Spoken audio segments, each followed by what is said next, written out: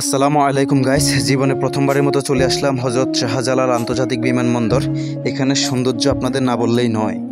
তো জিজ্ঞেস করতেই পারেন, ভাই আপনি কি প্রবাস চলে যাচ্ছেন? আসলে বিষয়টা তা না, আমি অন্য আরেকজনকে রিসিভ করার জন্য এখানে এসেছি। কিন্তু এখানে সৌন্দর্য আমাকে খুবই মনোমুগ্ধকর করেছে। যদিও বাহির থেকে সৌন্দর্য খুবই মারাত্মক, কিন্তু ভিতরের মানুষগুলো কিংবা ভিতরের যারা থাকে তাদের কথা না বললেই নয়। এই যে দেখেন, আমি এখন টার্মিনাল 1-এ আছি। এখানে সৌন্দর্য মানে আপনার তাকিয়ে থাকতে ভালো লাগবে।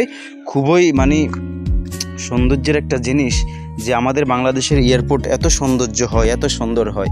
যদিও ভিতরের কার্যকলাপ কিছুটা আমার ভালো লাগেনি, কিন্তু বাহির থেকে যতটা সুন্দর মনে হয় বা যতটা সুন্দর লাগে ততটুকুই নিজের মনটা জুড়িয়ে যায়।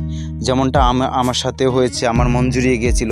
কিন্তু এখানে এই যে মানুষগুলো বসে থাকে, অপেক্ষা করে, বসার মতো কোনো প্লেস নেই।